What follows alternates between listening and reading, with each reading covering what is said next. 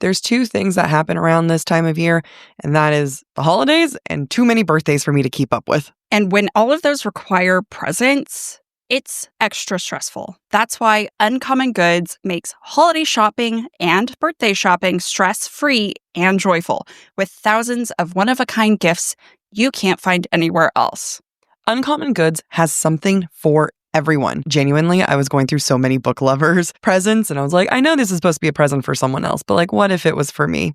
But then they also have things for like diehard football fans, for foodies, mixologists, and avid gardeners. I have at least 5 avid gardeners in my life. And when you shop at Uncommon Goods, you're supporting artists and small independent businesses, which we are all about. I had no idea about this. It wasn't until we were reading up about Uncommon Goods that with every purchase you make at Uncommon Goods, they give back $1 to a nonprofit partner of your choice. And they've donated more than $3 million to date. How is it that I feel better about shopping? So shop early, have fun, and cross some names off your list today. To get 15% off your next gift, go to uncommongoods.com/BookTok. That's uncommongoods.com/BookTok. BookTalk for 15% off. Don't miss out on this limited time offer. Uncommon Goods. We're all out of the ordinary. This episode is brought to you by LifeLock. It's Cybersecurity Awareness Month, and LifeLock has tips to protect your identity. Use strong passwords, set up multi-factor authentication, report phishing, and update the software on your devices.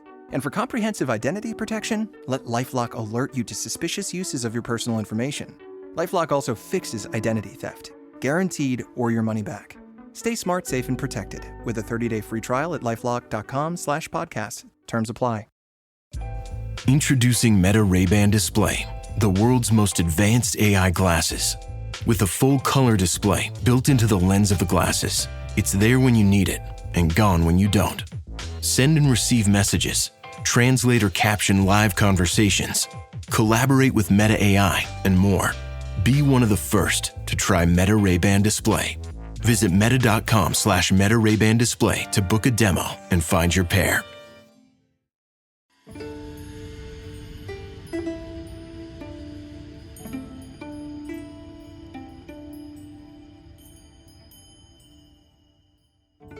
Celaena Sardathian has traded her assassin's blades for despair, wasting away in Wendland instead of carrying out the king's command to kill Galen Ashriver. But when a mysterious warrior forces her on a path toward Queen Maeve, Celaena's exile begins to look less like punishment and more like destiny. Back in Rifthold, tension runs high. Dorian and Chaol's once unbreakable bond splinters under the weight of secrets. Enter Aedion Ashriver, whose swagger and sharp tongue turn every conversation into a battlefield, even as Dorian finds a quiet escape in the healer Sorscha. And far from them all, the Iron Teeth Witch, Manon Blackbeak, reminds us who the true predator is, proving in blood that even hunters can become prey. Hey there, we're BookTok for BookTok with Jac and Amy, your book besties who take the novels you love seriously. We bring the tools of literary analysis to the women-written novels, lighting up book talk, from romance to romantasy. Think of it as your favorite fandom books. Treated with the same respect, you'd give a classic in literature class, just with more humor and less homework. Each season, we deep dive into one book, breaking down themes, imagery, and character motivations. We also analyze the story through 2 different literary lenses, giving you more than one way to look at the text. I'm Jac. I studied creative writing for my bachelor's degree and comparative literature for my master's, and I'll be looking at the text through a feminist lens, which will take a heteronormative view on gender, roles, stereotypes, and how they shape the story. Just because I use it as a tool does not mean it represents the way I view gender. It does not. It's just how I'm using the lens for analysis. And I'm Amy, with a degree in creative writing and a master's in education. I'll be using the Marxist lens to uncover the power dynamics at play, which are sometimes obvious and sometimes hidden in metaphors, like with food and animal traits. Together, we combine our 13 years of literary academic training with our fandom love to help you see your favorite books in a whole new way. This is our first episode discussing Sarah J. Maas's 3rd novel in the Throne of Glass series, Heir of Fire. In this episode, we'll cover chapters 1 through 7. For a complete list of episodes and chapter breakdowns, please be sure to check out our Instagram at the handle BookTok for BookTok. Now, before we dive in, let's talk about Spilt. Spoilers, perspective, interpretation, language, and themes.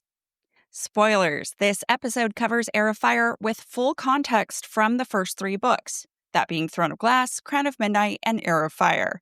If you haven't read those, this is your only spoiler warning. Anything beyond Heir of Fire and other SJM works will be saved for our Breadcrumbs and Broomsticks episode that airs this Thursday. Perspective and interpretation. These are just our takes, our personal readings of the text. We don't speak for Sarah J. Maas, and we know you'll have your own interpretations too.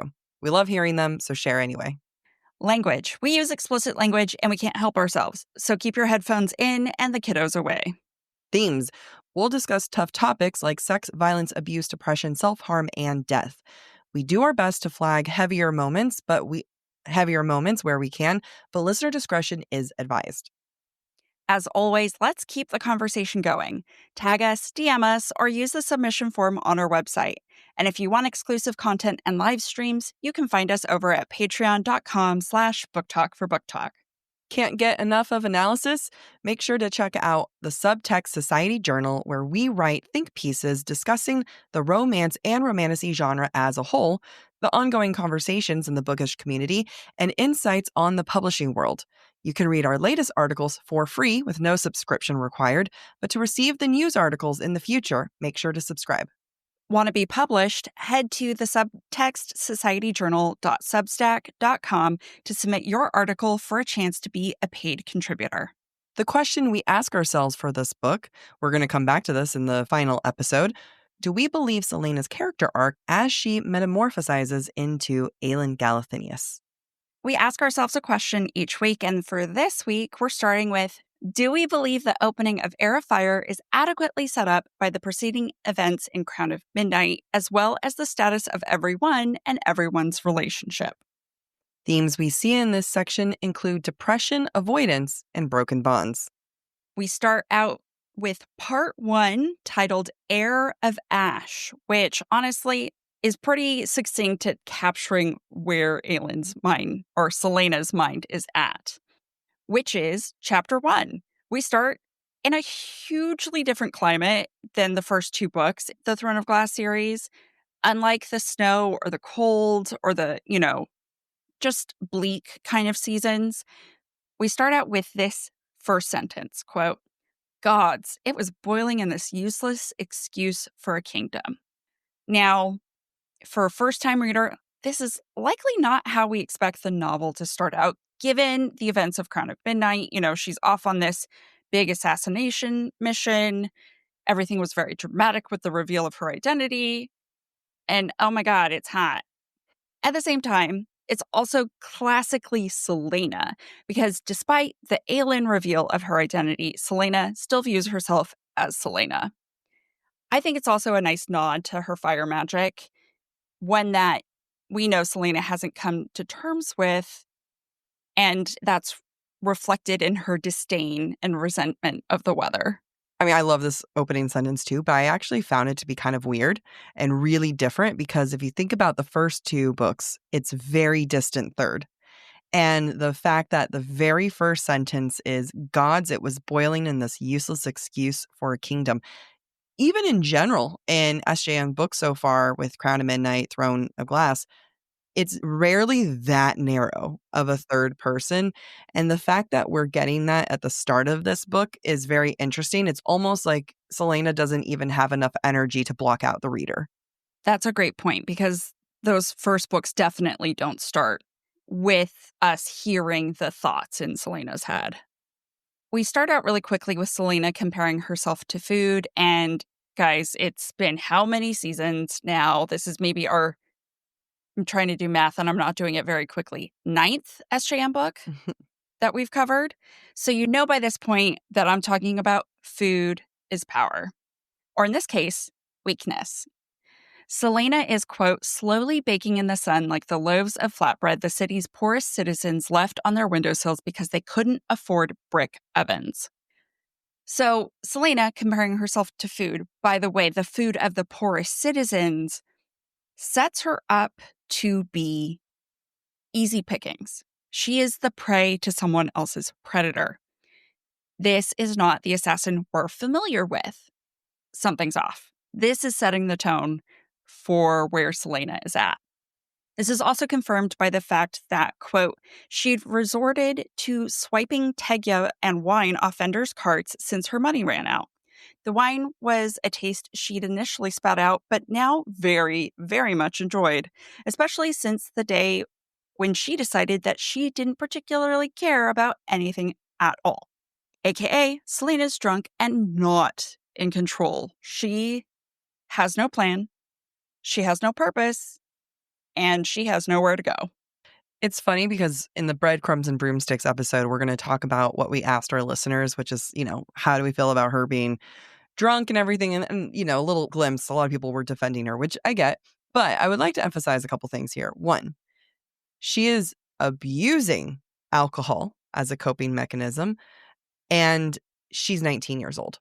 Mm-hmm. This has nothing to do with the legal age to drink. What I think it has to do is that it's SJM aging her up. If we were to sit here and look at it as a true YA novel and say, oh, there's a 19-year-old child is abusing alcohol to get away from their problems, that would be a different kind of novel and we'd all be much more concerned. Mm-hmm. But we know Aelin is about to fall for this hundreds and thousands of years old fae. Whether SJM knows what she's doing, she's aging her up with this behavior. That's a great point.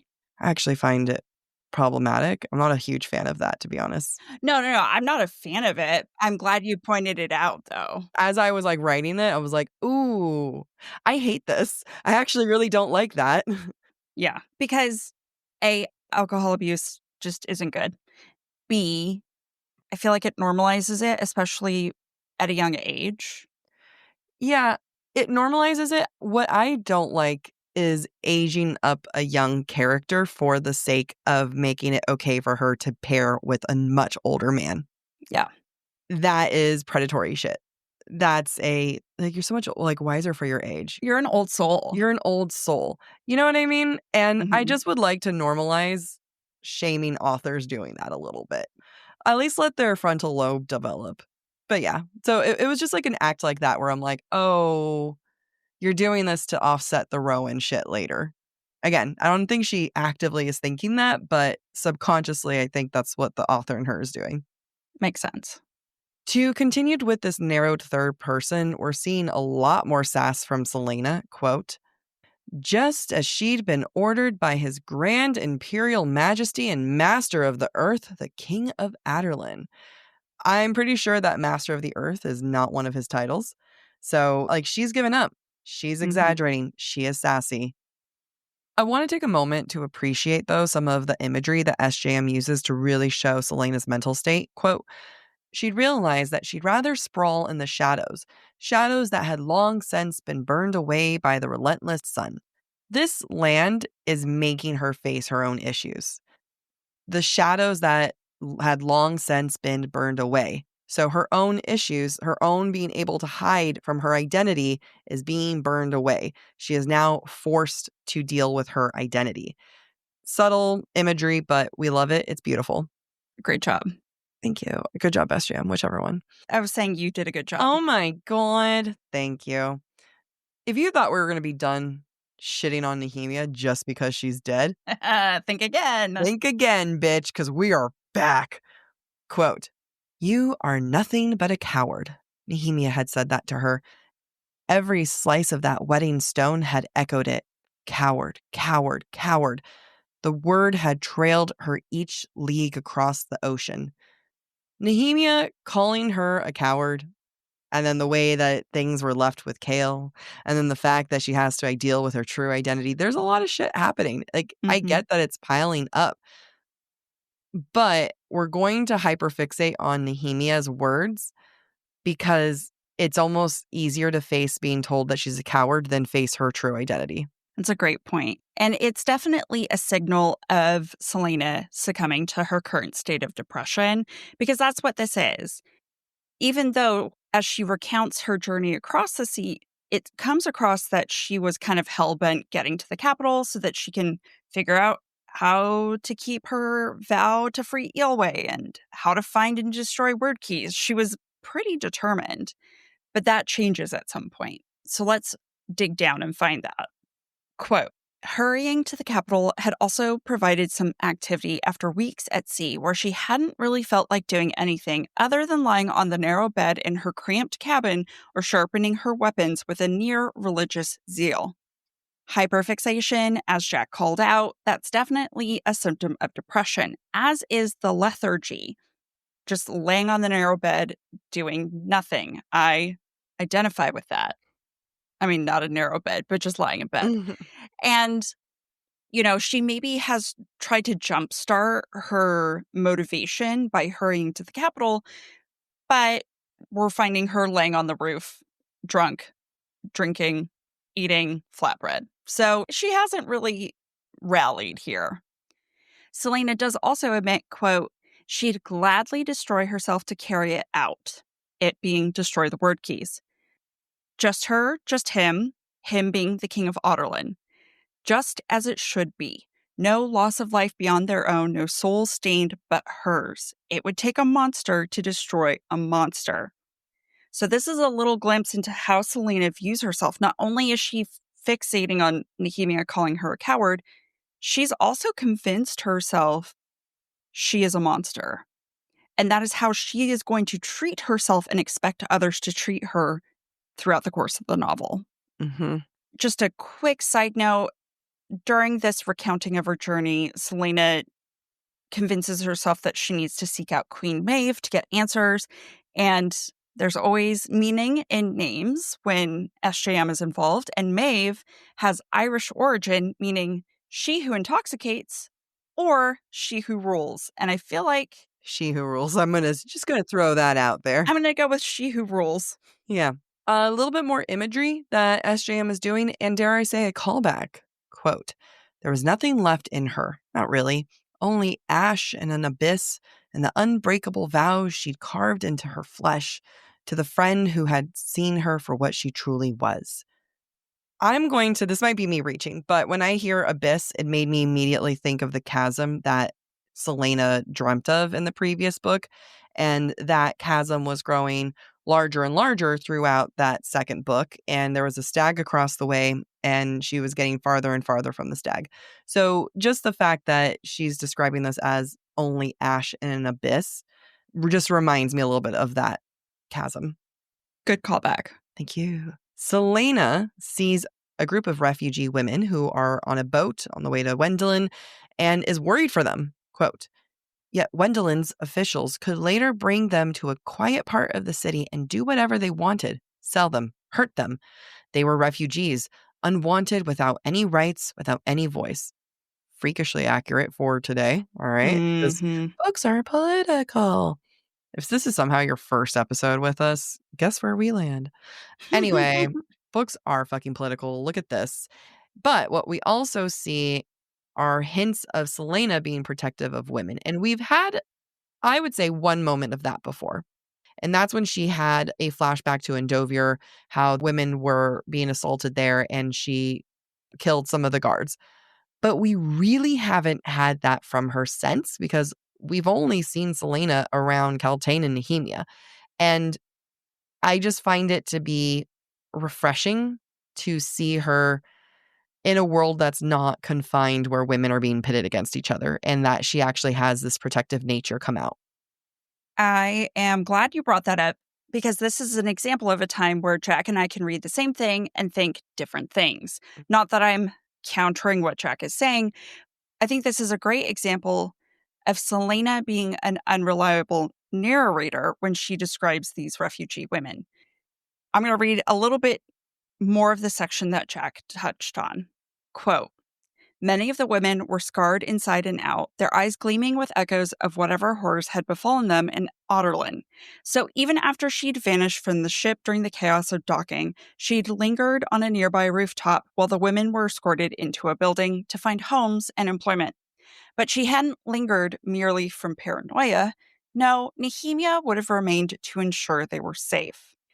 In this moment, Celaena is giving Nehemia way too much power. To Jac's point, Celaena has forgotten she killed Manon and Dovir because they raped and murdered a woman who helped Celaena. Mm-hmm. She therefore went and killed 24 men. Like, Celaena, despite what we've seen of her in Rifthold with Nehemia and Keltane, she has a history of being a protector of women. Yeah. And in this moment, she's convinced herself she's only there because Nehemia would have wanted her there, not because Celaena inherently cares. Yeah. Yep.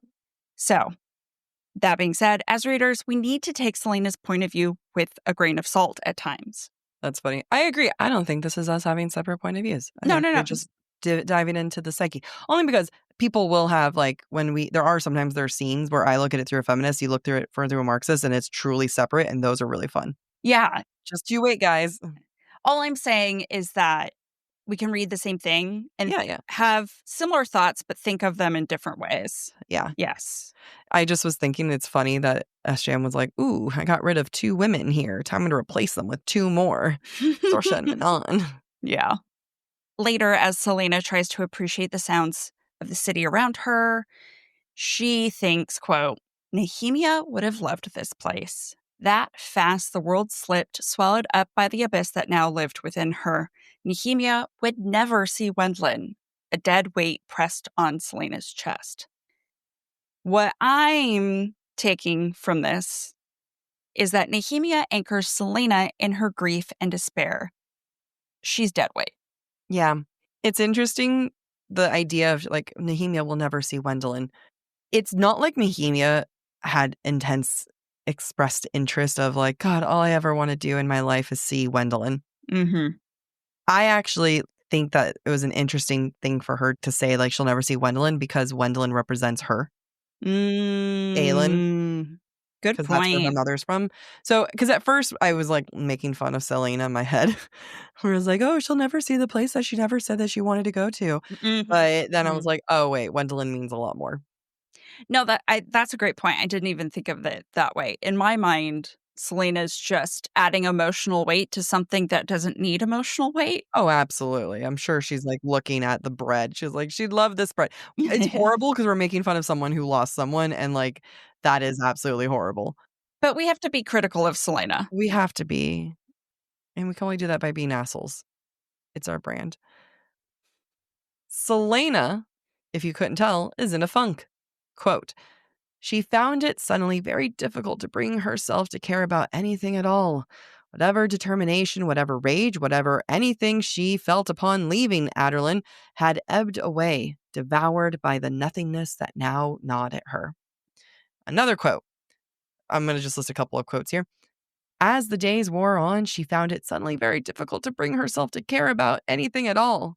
And then finally, now wasn't the time to think about Chaol or the truth or any of the things that had left her soul so limp and weary. We are just getting hammered with the, hey guys, she's depressed. And how do we feel about the way that the depression is being depicted? I feel like the depression is earned. Like, everything that she's listing is like, yeah, that's earned. Is it a little bit too quick? I actually find the pacing of her depression to be kind of weird for me, because we have this right now, it's almost whiplash, right? Because we as readers are kind of saying, wait a minute, I have never seen this Celaena before. I thought we left the last book as, I'll do it, Nehemia. I'm going to try. Gung ho. Gun ho. And then now we're here and we instantly landed in full on depression. And it's a little whiplashy. But for pacing reasons, I get why this needs to happen, because we need to, like, kind of hurry up. We can't see her get depressed, right? We're kind of like, hey, we need this book to start. We need it going. SJM's like, I need to catch you up on these 2 weeks. She feels like shit. Let's go. But for pacing reasons, it's a bit weird, and I'll get into it more when Rowan finds Celaena and he summons her, like when from Maeve summoning her. I'll get into it more then, but, like, again, I just want to, like, point out how intense SJM is going here on the depression. But again, it makes sense. Like, there's a lot for her to feel ashamed about, and she's in her mommy's land, her motherland, her mommy land. To really double down on her guilt spiral, Celaena decides to think about Archer. Quote, she could still feel Archer's blood soaking her skin into her hair. Even with the constant noise and rhythm of Varys, she could still hear Archer's groan as she gutted him in that tunnel beneath the castle. And even with the wine and heat, she could still see Chaol, horror contorting his face at what he'd learned about her Fae heritage and the monstrous power that could easily destroy her, about how hollow and dark she was inside. It's a lot of shit happening, right? The combination of killing Archer with the truth about her is very interesting. You know, like she's combining the two of these things a lot, mainly because Archer kind of hinted to him knowing about her truth, which I Yeah. think like is part of the reason why he signed his death sentence, where she might have let him go, but then it's like, ooh, actually, I kind of need to take you out. Yep. Yeah, it's not so much about like, you know, the fact that he was like threatening to kill. He was like, guess what? I helped kill Nehemia. I was like, no, you're a threat to me. But there is a link between his death and Chaol finding out her true identity, and the fact that, you know, like obviously there's a link. This all happened at the same time. But it's just the fact that she views that fayness inside of her as being hollow and dark and that monstrous side and like thing inside her. It doesn't help when she shows it and Chaol has that reaction. And it doesn't help when in a couple chapters, this is going to be mirrored almost identically to Chaol's dream that he wakes up from. Yeah. No wonder why Celaena thinks of herself as a monster. Yeah. Here is the reason why Celaena starts to really spiral when she sees her cousin. Quote, it hadn't been the sight of him with his olive skin and dark hair that had stopped her dead. No, it had been the way the people cheered for him, their prince, adored him, with his dashing smile, his light armor gleaming in the endless sun. The prince, her target, was a god's damn blockade runner against Adelin, and his people loved him for it. I find it interesting that she doesn't see herself in him, even though they have the same eyes. I deleted that part because it was such a long quote, but they have the same eyes, and she still doesn't see herself in him at all. And the fact that he is willing to stand up for what's right, he's willing to go against Aderlin. Again, he's able to be publicly adored. She cannot be publicly adored. Everything she does is very private and quiet and not necessarily adore worthy. I was going to say shameful. Yeah, I don't blame her, but yeah, I can understand why assassin might be considered shameful. Mm-hmm. Like the quote Jac just read and the quote I'm about to read, it's hard to deny that Galen seems like a romantic fairy tale hero. Quote, when Galen Ash River rode off into the sunset, off to war and glory and to fight for good and freedom, she lingered on that roof until he was a speck in the distance. Yeah, he sounds like a fucking knight in shining armor. Then she had walked into the nearest taberna and gotten into the bloodiest, most brutal brawl she'd ever provoked. Galen is the gallant knight. I was going to say, it's one letter away from gallant. Yes, technically two. Oh, yeah. It's missing an L and a T, but it's as close as you can get to gallant. Yeah. It's also Greek for calm or tranquil, Hebrew for calm or bright, Irish for little hero, apparently Spanish for handsome. I don't know. I don't think not one I use. The internet is wrong, folks. I mean, it could be right. My family's Spanish is not great. Galan. It's got like a, I guess, handsome, attractive, elegant man, a heartthrob. Either way, this is a harsh reminder to Aelin or Celaena what she is not. So, what does she do? She takes out her anger by getting into fight and gets beaten up. Quote, and then she had decided as her nose bled down the front of her shirt and she spat blood onto the cobblestones that she wasn't going to do anything. There was no point to her plans. Nehemia and Galen would have led the world to freedom. So, comparison, the thief of joy is here stealing Celaena's joy. She has no joy because she keeps thinking about the people who are better than her.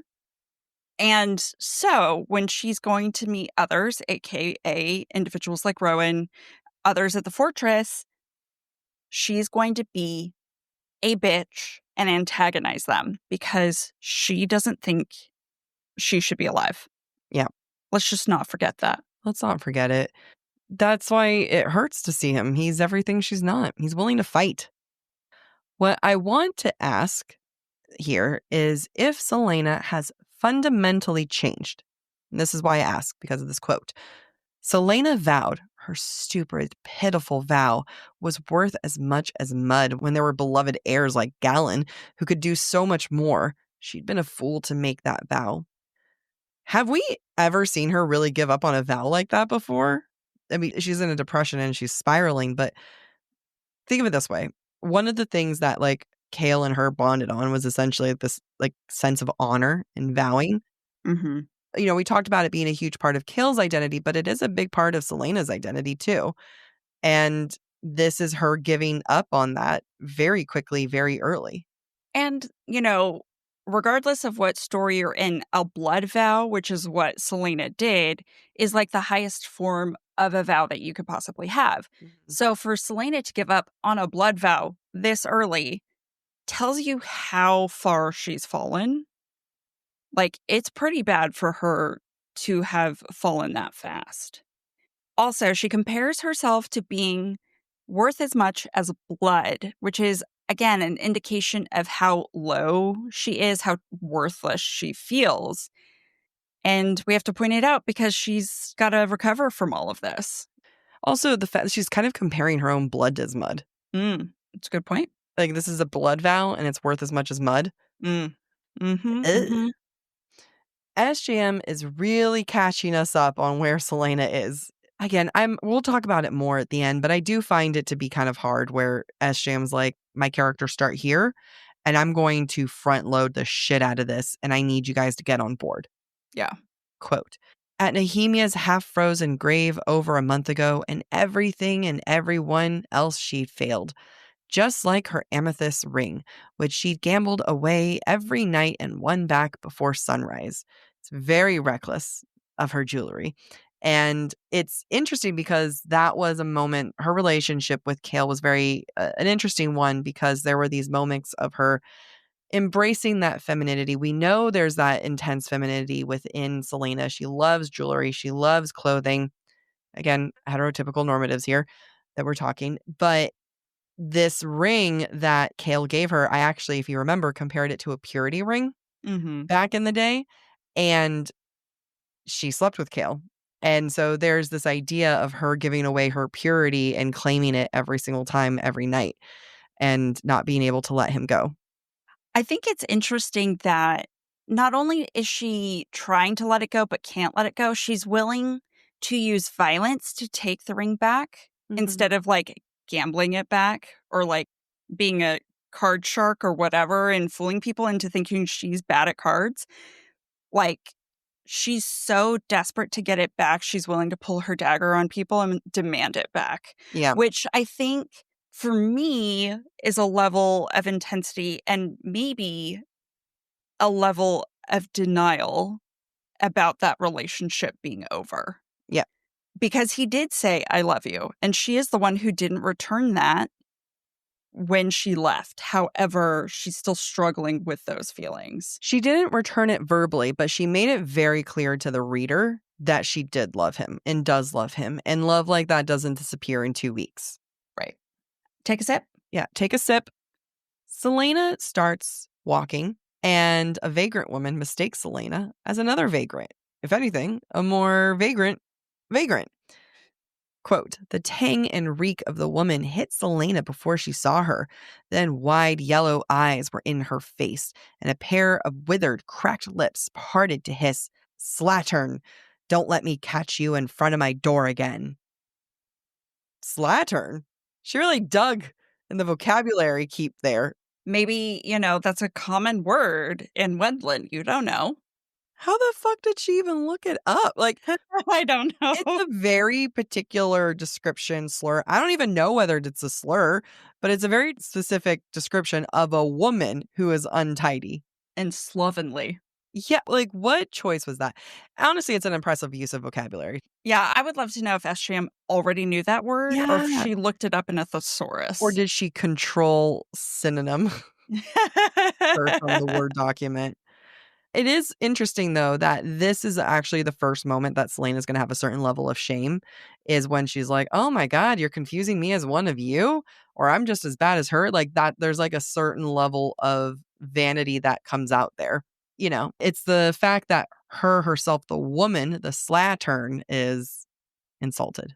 That's right. And she ends the chapter right before Rowan chuckles, thinking, wow, an all-time low, even for her. Perhaps it'd be funny one day if she bothered to remember it. She couldn't recall the last time she'd laughed. And, there's just this very intense degree of patheticness about Celaena. And she's kind of embracing it right now. Here's the thing. One, we've all been there where we embrace a certain level of pathetic. There comes a point in every depressive spiral where you're like, I'm just going to lean into this cliche and it's just kind of funny. Yeah. And you have to do that. I don't think that's what she's doing, but it is funny. But what's also funny is that I can tell you the exact last moment she laughed, and that's when she was with Dorian. Do you want to know why I know that? Is because it's only been 2 fucking weeks. Maybe 3. Maybe 3. But that kind of sentiment of, I don't know when the last time I laughed. Actually, it's only been less than a month. Some of us have had spirals that last years. No, exactly. What I'm saying is that it's certain language like that makes it seem like it's been happening a lot longer. It's the language that SJM is using to kind of drive the point home that, look at her, she's so depressed, and it's been that way she was depressed when she left. Yeah. I get that, but I understand what you're saying. And to what extent is SJM laying it on thick because Celaena is being self-indulgent in her self-pity, is being melodramatic in her spiral? And I don't know the answer to that. Whether or not she intended it, it wouldn't be surprising to me if the reader's like, oh my God, Celaena, control yourself, please. It's not that bad. Easy for us to say our best friend didn't die and our parents haven't died, etc. However, it does make sense for why other people around Celaena are going to be fucking annoyed with her attitude. yeah, I'm answering the question so early already, but I'll go into it more at the end. It is hard because it feels like SJM needs this dynamic and she needs to get to this dynamic faster. Mm-hmm. I have a lot of points that I'm going to make when it comes to Rowan, so get ready because we are now entering chapter 2. Enter Rowan, and all of the women swoon, and he is such a divisive fucking character. Yeah, I've never found him swoon ready. Most forgettable character. He's like a graham cracker where, yeah, I like graham crackers, I guess, but in the sense that it's there, preferably with chocolate and other stuff and cake on top of it. But yeah, all right, whatever. I'd rather have the cinnamon sugar graham cracker. Exactly. Now, what I do find it interesting is that he is a divisive character. A lot more people love him. And I am about to build a case that all you guys are going to be fucking pissed at me with. But oh well. I do want to remind you, though, that you can't have a main character, without a character arc and growth. And you can't have growth if you don't start somewhere from the bottom. Growing means going up. You got to start somewhere. So, boy, am I going to have him start him low. So, quote, "It would have been a mistake to call him young." All right, I'm just going to let that sink in there. All right. Now I'm going to come back to this. "It would have been a mistake to call him young, just as it would have been a mistake to call him anything but a warrior. Even without the sword strapped across his back and the vicious knives at his side, he moved with lethal grace and surety, scanning the alley as if he were walking into a killing field." Oh my God, he is fucking old. He's old and he's powerful. I don't care that people are pointing out that Celaena is a warrior. She's just as tough. No, she's 19 years old. 19. And because he's hot, we're going to forgive him. What if I were to be like, he's 48? How do you feel about it now? How do you feel about it now? He's a 48 human He's a instead 48. of Yeah, let's pretend he's 48 years old human. Because honestly, that's more generous than the hundreds of year difference. Yeah. Daddy. If you had a 48-year-old man who was a professional fighter, how about this? Silver Mike Tyson. Fox. Huh? Silver Fox. No, I was thinking Mike Tyson, someone who a professional athlete, but pretend they're still at their peak type thing, comes in and this 19-year-old is like, I'm training too. And then they go and punch her. We're not there yet. That's not this episode. Nope. But I'm buttering them up. So for as much as Celaena and Rowan are going to be two characters who are constantly at each other's throats, at least in the first half of this book, it's very hard to argue against the fact that Celaena is into Rowan from her descriptions, because Celaena and or SJM go a little overboard in the description area. Quote, tall, broad-shouldered, every inch of him seemingly corded with muscle, he was a male blooded with power. Starting at his temple, the tattoo flowed over his jaw and down his neck where it disappeared beneath the pale surcoat and cloak he wore. She had a feeling the markings continued down the rest of him, too. All the way to his penis. I know. She's definitely thinking about what's underneath those clothes. No, it's like, you know what? Maybe depression can be cured with dick. Despite what I'm assuming is attraction, Celaena does see Rowan for the predator that he is. Quote, he moved with lethal grace and surety, and later he prowled along, not deigning to look at any of the gawkers. He sounds like a leopard, but a beautiful leopard with tattoos down to his penis.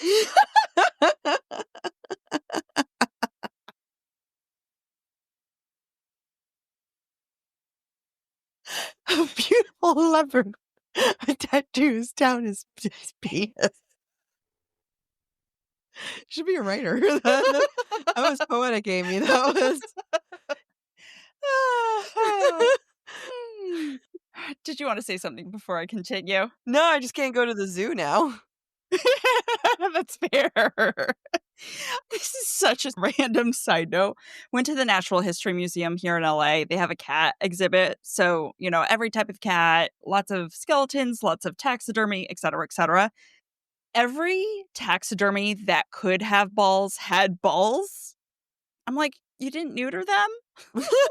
Why did you have to make sure they were there? Did we have to say that part too? For posterity's sake. I'm not morally against balls. Okay.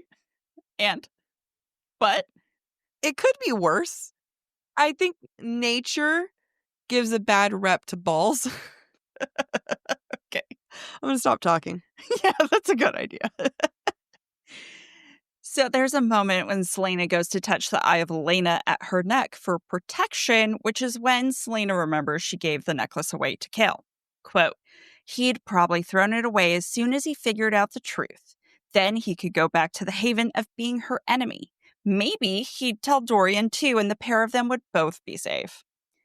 She assumes that those two guys are still best buds and have forgotten her, which is great setup and irony for the next chapter. It's like she wasn't even paying attention to them in the last book. She really wasn't. Yeah. We have two sides to Celaena.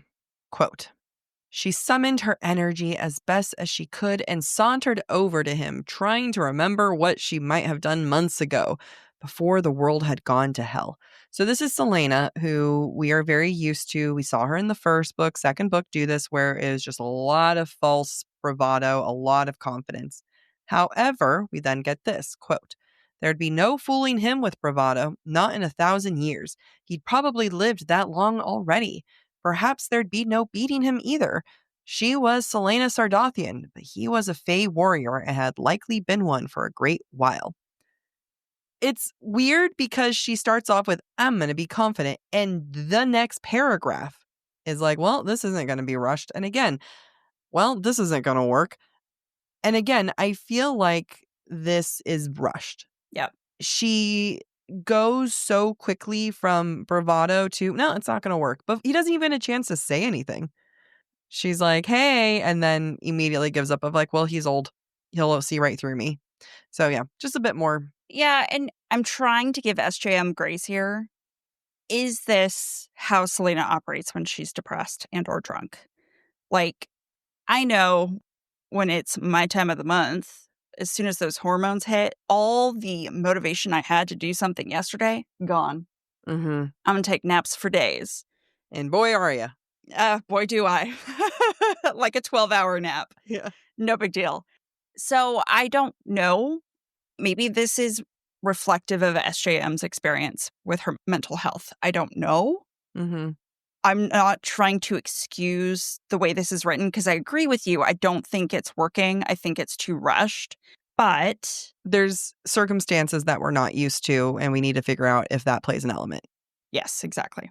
I hear you. I mean, you can keep bringing that up because it's still, I'm at the it's rush part, but two things can be true, right? Yeah. Some more good symbolism here from SJM. So at this point, Rowan was like, hey, you need to come with me. And she's like, all right, I'm not even going to resist this. Like, she immediately goes into like, okay, no resistance. No stranger danger at all. He's a leopard with a tattoo to his dick. She's not going to say no to that. All right. You should always trust that. Always trust a tattooed dick leopard. What? We're so dumb. What?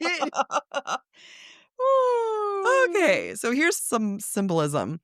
Quote, he mounted the larger of the mares, leaving her to the piebald beast that looked more interested in seeking out a quick meal than trekking across the land. That made two of them. We already see her relating to this horse, so I think it's worth looking into the fact that the horse is piebald, which is saying that there's dark spots on the horse, which you could say there's dark spots on her soul. She's already kind of made allusions to her just being like dark soul and worthless already. So, just wanted to point that out. No, I think it's a great point.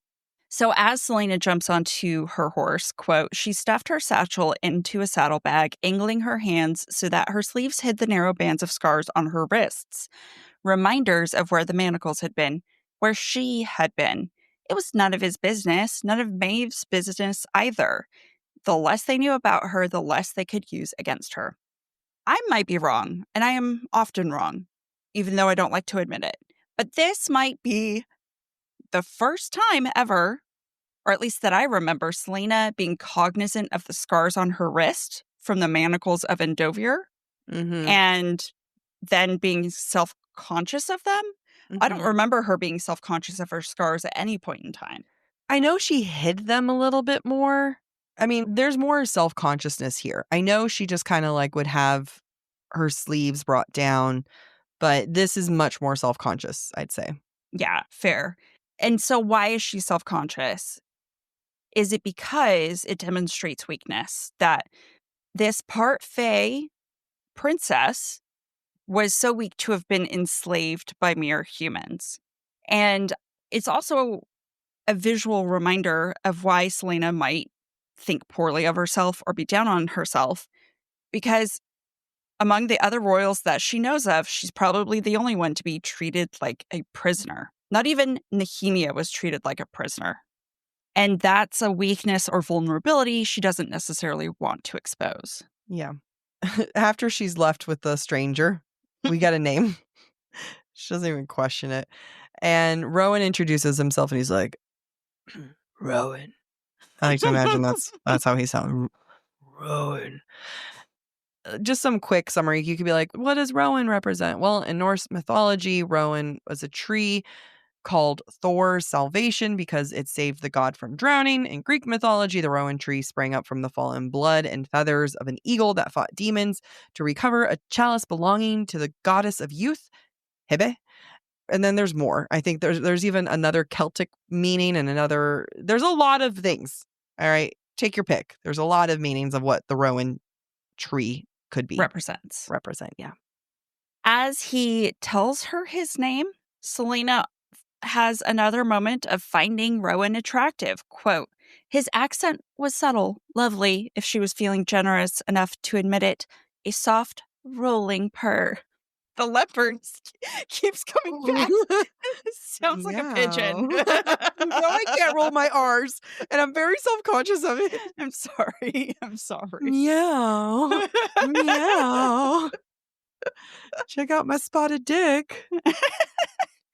I think, again, Celaena is attracted to Rowan already, but she doesn't want to admit that attraction or the features of him that she finds good. Now, the question, though, for me is it because she doesn't like Rowan, or is it because she's still holding on to Chaol? Is the only reason she not more interested in Rowan in this moment because she's depressed and misses Chaol? and still is in love with him? Or is it because Rowan's given off bad vibes? Or because he's old. That's also an option. Like, the first man she liked, boy, not man, Sam was a boy. Yeah. The fan art is beautiful. It's dumb because they're aging him up by like a decade. He's a boy. Balls barely dropped. Then you have Chaol, who is like 22 years old. Again, barely a decade of dropped balls. And, you know, he's still figuring out. And now you got a man.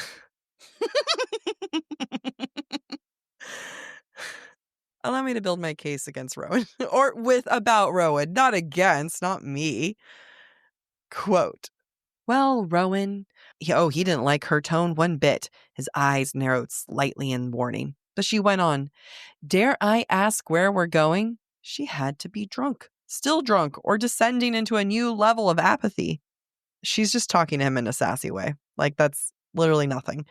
Rowan is resenting Celaena for expressing herself, even if it's an unhealthy way, but I feel like you would resent her either way. But it's one of those things of like, you're throwing yourself a pity party, and I didn't even do that when my mate died. Nice. Yeah? You liked my accent? Yeah. This is where I feel like Celaena's journey is a bit rushed. That's funny. That's my note, but I've been complaining about it being rushed this whole time. We then get a drunk, depressed Celaena, and then the moment that Rowan was like, hey, let's go travel. And then immediately, now her tune is, quote, as long as she got to see Maeve and ask her questions, she didn't particularly care how she got to Dorian or whom she traveled with. She's back on board with this mission. We did a lot of building up to then just switch it around. But, you know. All right, listeners, allow me to build my case. Thank you very much. Again, it doesn't stop. I'm just warning you now.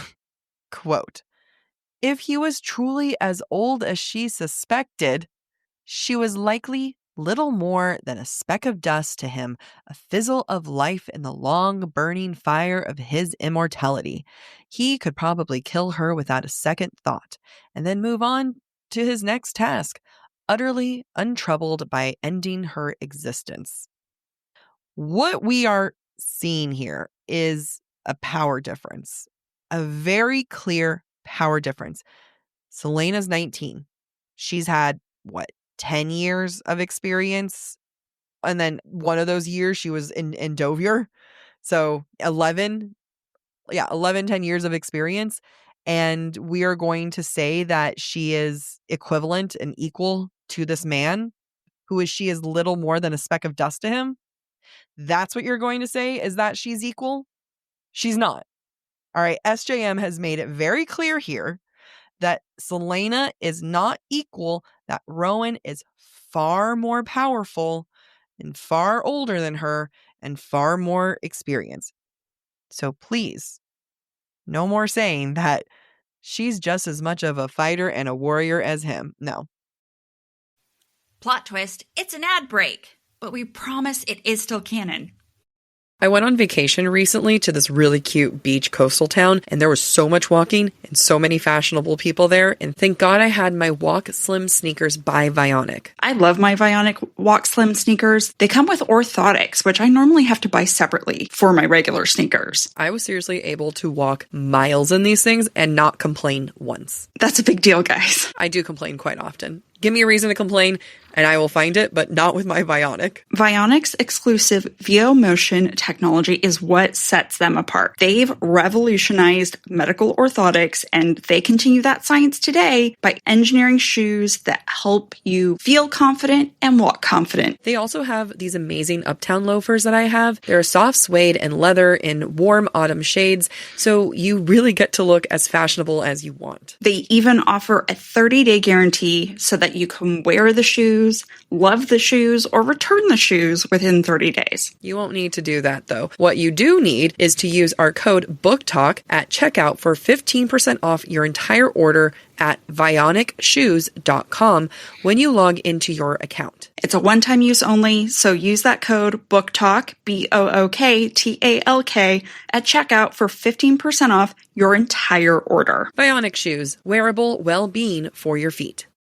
Amy, you and I are just getting busier and busier with the holiday season coming up and with all of these book conferences that we're going to, and I just do not have time to go grocery shopping for my food. Even if I go grocery shopping, I get so bored because all I know how to do is the same thing over and over. That's why HelloFresh figures it out for you. HelloFresh is the #1 meal kit in America, making home cooking easier with chef-crafted recipes and fresh ingredients delivered straight to your door. That is the kind of service I like. And this isn't the HelloFresh you remember from a few years ago. They have doubled their menu. You can choose from 100 options each week, including seasonal dishes, and dig into bigger portions that keeps you satisfied. And they're even healthier. I don't have to stress about shopping for the right healthy food when I get to choose from over 15 high-protein recipes each week with options like grass-fed ribeyes or lamb chops. HelloFresh now helps you eat greener with new veggie-packed recipes that have 2 or more veggies per dish, which is way more veggies than I've been eating. The best way to cook just got better. Go to HelloFresh.com/BookTok10FM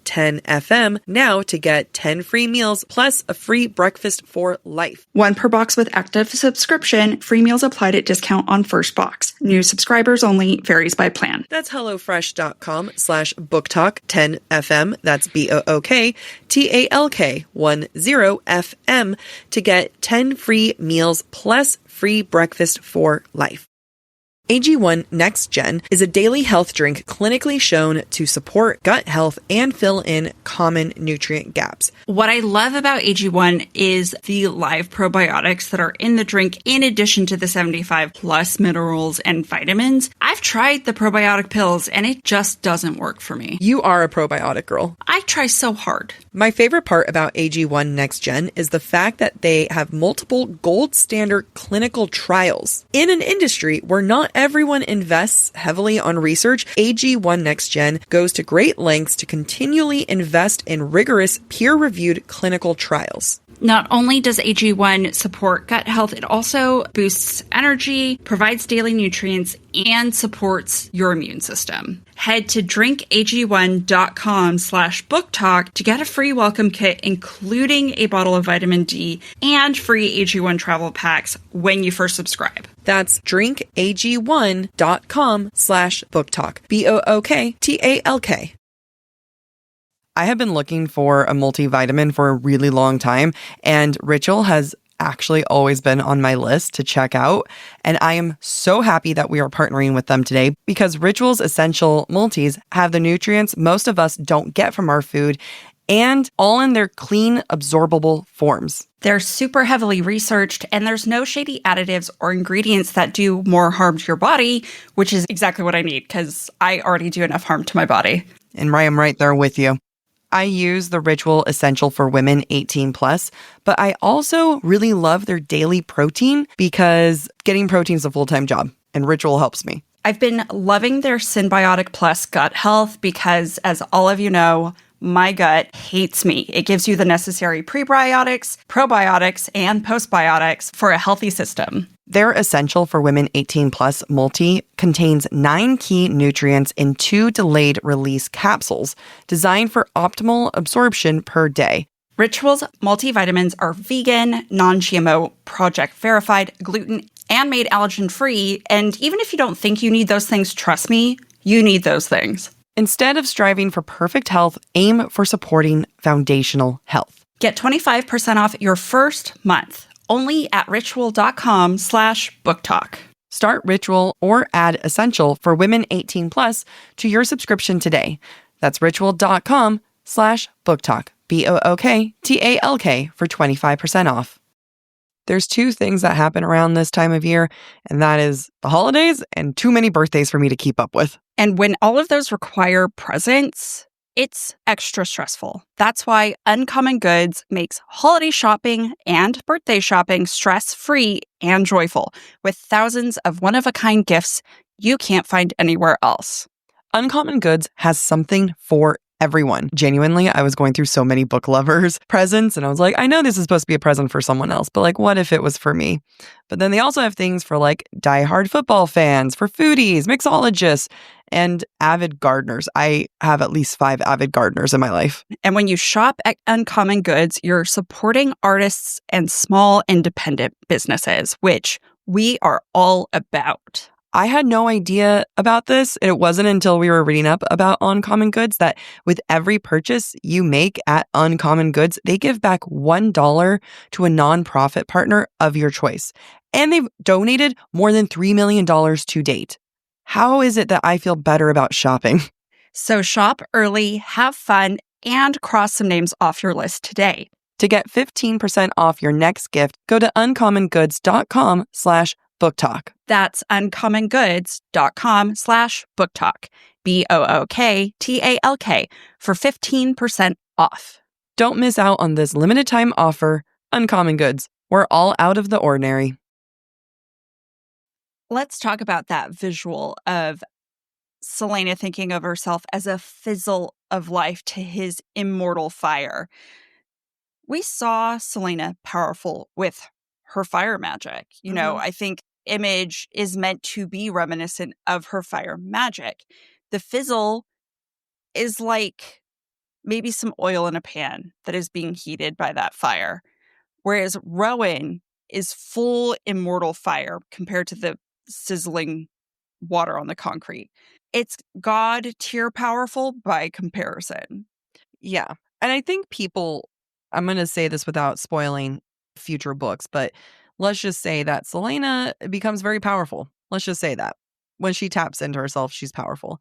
I think people look to that Celaena, to Aelin, and they think about Aelin and they go, well, she's powerful too. Not right now. Yeah, right now she's Celaena. She's a human who has no experience and no power. I also want to call attention to Jac's points from earlier. There's a lot of telling instead of showing in these first couple chapters as SJM's trying to get us caught up with Celaena.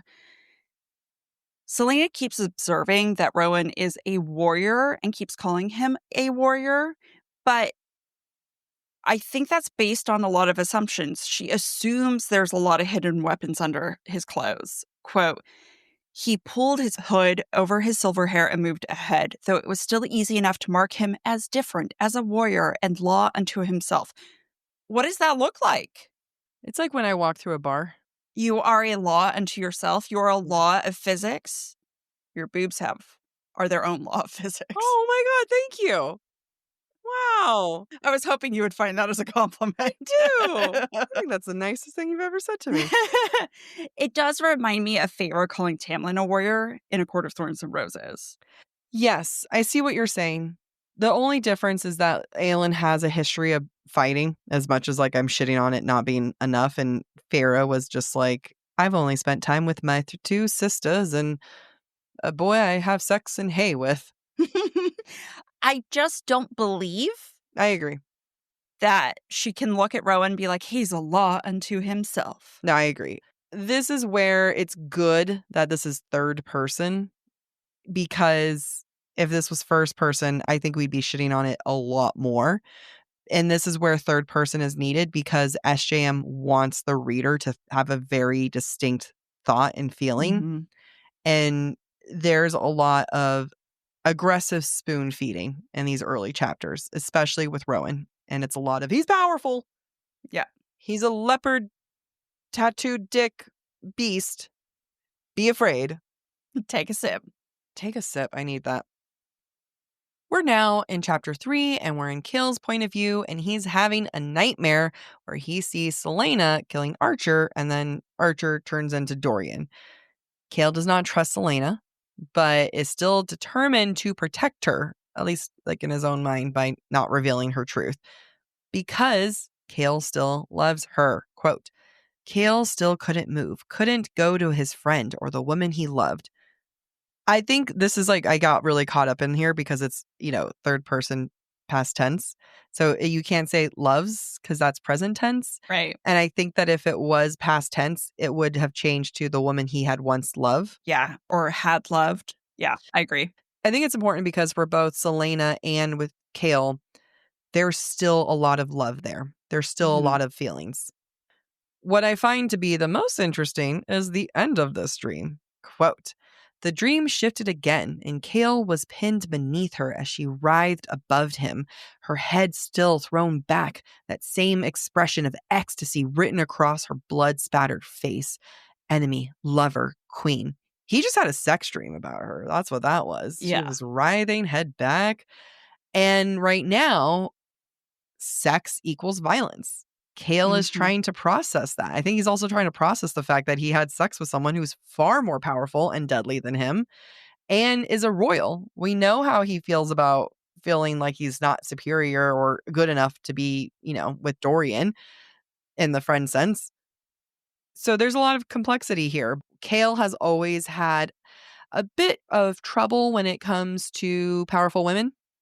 And now he's like, do I like it? Am I afraid of powerful women or am I into it? I can't tell. Yeah, there's definitely this sense of both reverence and powerlessness because throughout the dream, Chaol is not able to move, even when Dream Celaena kills Archer/Dorian. Yeah. And in some ways, it feels like Chaol is thinking or experiencing a situation where Celaena has taken his quote-unquote innocence Yeah. with as much satisfaction as ecstasy as when she kills her prey. Yep. I say he's innocent because he's not necessarily actively participating in the sex dream, right? He's pinned under her. It's all Celaena doing the sex act, intercoursing. Chaol's subconscious in this sequence is telling us that he feels like he's been ensnared, he's been fooled, and he's been powerless to stop Celaena, stop her plans, and however she's going to use him. The irony of it is it's such an extreme juxtaposition of the Celaena we just saw. And also, from what we know as the reader from the last two books, it's so far from the thoughts we know Celaena to have had. Yeah. Baby boy Chaol, though, hasn't learned shit and continues to keep secrets. Quote, but Dorian couldn't know who and what Celaena was or what the king was truly planning. The potential for disaster was too high. I don't know. I can't help him. However, why is this important? We have to ask ourselves this because this is the baseline of the character at the start of this book.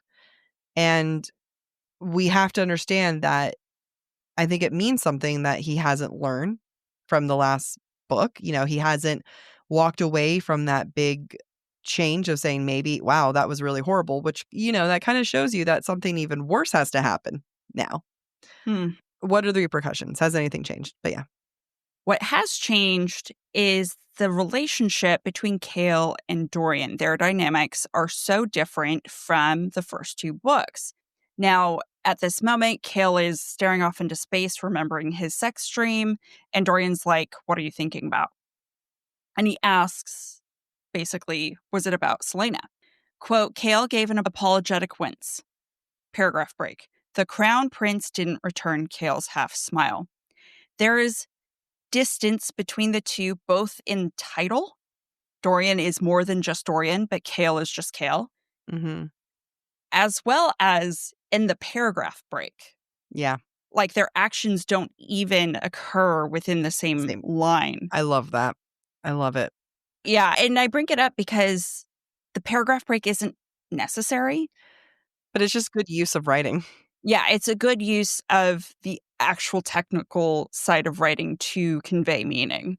I think part of the reason why people have issues with Chaol is because he says things like this, and at this point he's thinking about Celaena. Quote, he didn't doubt for one heartbeat that she could snap again. There was such a glittering darkness in her, an endless rift straight through her core.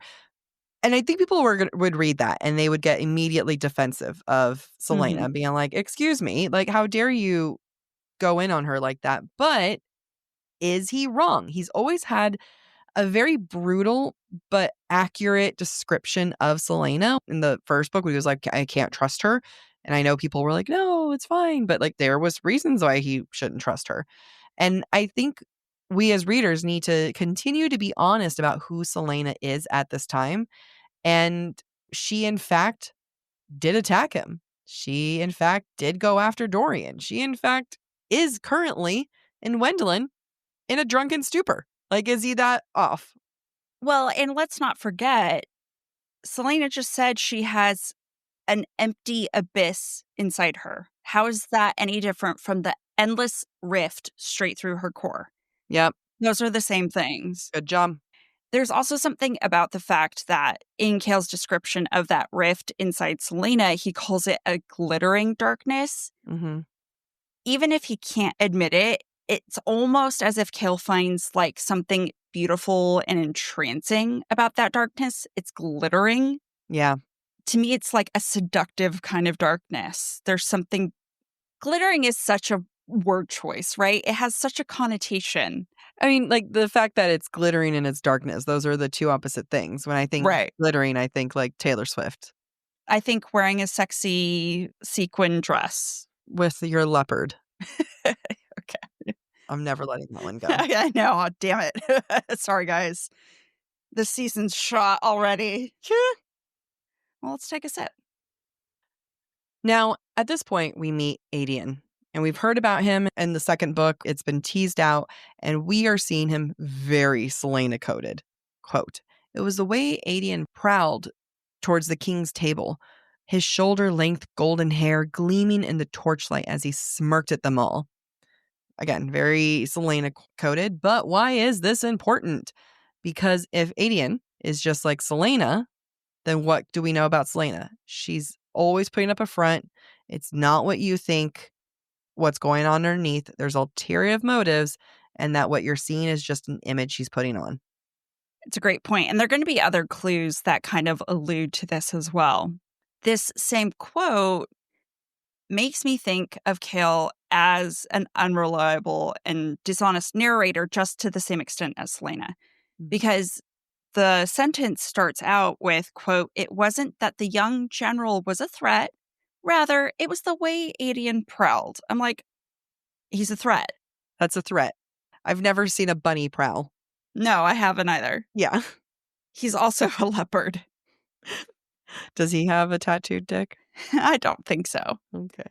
Another example to highlight Jac's argument, quote, "It was good that Celaena wasn't here to see what Aedion had become, not just because of the ring.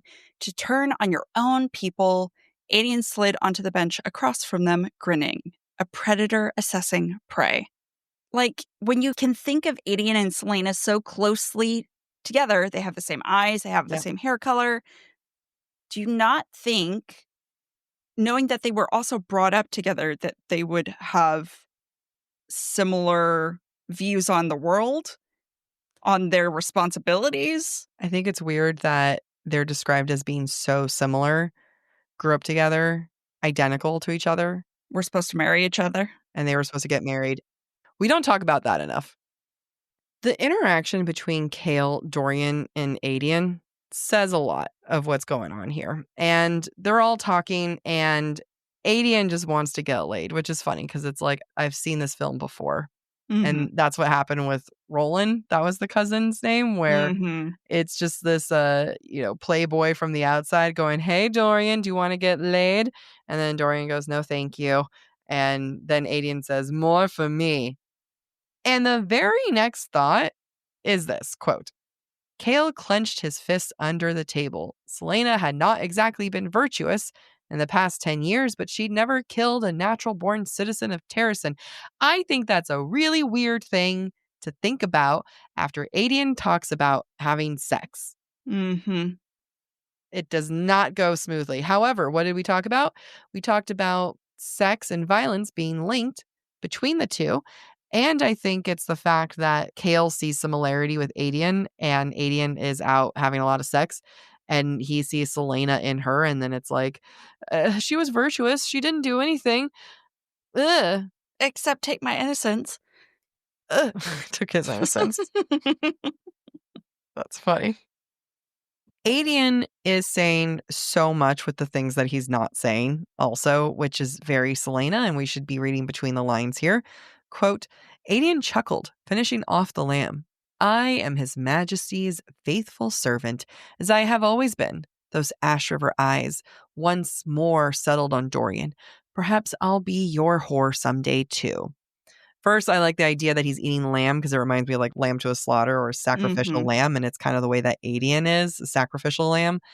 And the fact that he views himself as a whore, like he's going on the offensive, but it's all because he's very defensive.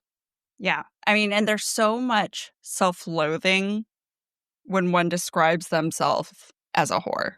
Yeah. Especially in this case. Oh, yeah.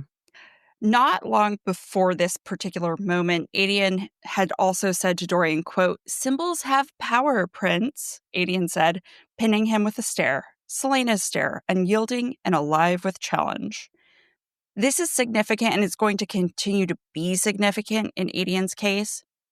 In this moment, it's about the fact that Aedion himself is a symbol of the King of Aderlin's power, that he owns this Prince of Terrasen. There are going to be other things associated with Aedion that are symbols of power that we'll discuss in the future. After this interaction with Aedion, Chaol decides he, quote, "didn't want the general anywhere near Celaena, anywhere near Terrasen either. And I'm sorry, but who is he to decide? He did not marry Aelin. He's not king of Terrasen. Who does he get to be to decide that Aedion should stay away?" Yep. Chaol hasn't come to terms with the fact that he doesn't get a say in Celaena's life anymore. No. And that feels good. I love a groveling man. We're now entering chapter 4. And ladies and gentlemen, let me rephrase that. Ladies and Patrick. And that one other male listener we have. The one, the only, the queen, Manon. Manon. Do, do, do, do. The first sentence of this chapter, I love because I think SJM intends for us to be fooled by it because you could interpret it as Manon being weak. Quote, "Manon pulled her blood-red cloak tightly around herself and pressed into the shadows of the closet, listening to the 3 men who had broken into her cottage." It's very benign. Manon could be a damsel in distress. We don't know. No.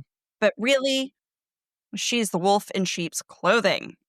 SJM turns it around in the next paragraph. Quote, "She tasted the rising fear and rage on the wind all day and had spent the afternoon preparing.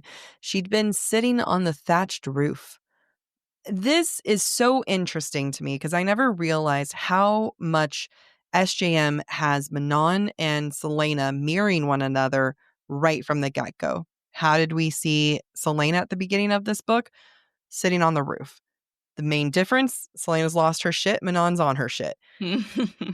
And everything about them is mirroring. I mean, the way that Manon prepares for this attack is the way that Celaena would have drunken depression. Now, while Manon is stalking the men, because even though they're after her, she's stalking them, quote, "keeping still as a deer." Now, this is another comparison to Celaena. Now, I know that Celaena is often associated with stags, but go with me on this. I think it's a great point because I never thought about how visually they are being set up to be similar. Mm-hmm. We know by the end of this scene that Manon is in fact a predator, so it's strange to connect her to a deer because deer are often the prey. Yeah. But it's purely, I think, you are right, because of the connection to Celaena. Yeah. I mean, we also have the fact that this is our only other blonde. I mean, she has white hair, but, you know, like they both have the light fair hair. There's a lot of comparison between the two. Yep. I am going to be thriving, though, analyzing Manon because she is everything that men fear. Quote, "Men so long to work up the nerve to come here, to torment and then destroy what petrified them." Oof. I love it. Like, men are afraid, they're going to destroy the things they're afraid of, but not on Manon's watch because she's very smart and forward thinking. She even oils door hinges. She has a bug out bag. Like, she has everything that she possibly needs. And again, it's just something that Celaena, when not depressed and drunk, would have done. It's a great point. And I've thought often about why is Manon in Heir of Fire? Because quite frankly, she's the only interesting thing in Heir of Fire. But why have something so interesting in a book that isn't that interesting? Tell us how you really feel. Should she have been saved for Queen of Shadows? Because even though we love her, her storyline is not as important to Heir of Fire as a plot. Does the whole thing with Braxis, is that Queen of Shadow? No, it's in this book, but that's the only thing. Oh, okay. Well, that's a pretty important thing. I mean, it's important as readers. We don't understand the connection Yeah. to Aelin, Dorian, and Chaol. I mean, this is the true, we are starting a completely new plot line that has nothing to do with any of the players. Exactly. So it could come across as confusing for new readers. Yeah. But to your point, because of the visual connections to Celaena, and because Celaena is at a low point, she's depressed, she's going to really struggle in this book.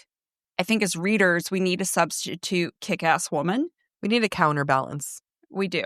And Manon is that balance while Celaena is going through her metamorphosis. Mm-hmm. I love it. Let's talk about Manon's witch's appearance, where she goes full witch. And I don't quite understand. Like, are they born with iron teeth or do they get it inserted? I think they get it inserted. I think that's explained in a later book. I hate that so much. Okay. Quote, Manon smiled broader, and a row of dagger-sharp iron teeth pushed from the slits high in her gums, snapping down like armor. And we also have this quote, the iron claws shot over her nails in a stinging, gleaming flash. What I love about this is that you have two very, quote-unquote, feminine things. What are the things that every woman has been told at least once? You should smile. You should smile more. Why aren't you smiling? And then you also have her nails, but rather their actual claws, very animalistic. So you have these two things that you would put under the female category or maybe animal category, and she's using it as a weapon. Mm-hmm. Mm-hmm.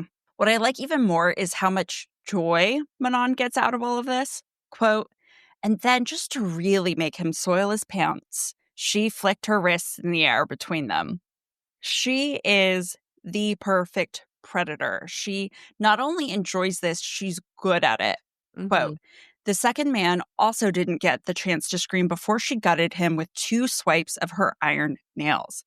They don't hear her coming. They can't warn each other of her deadly presence. They can't scream.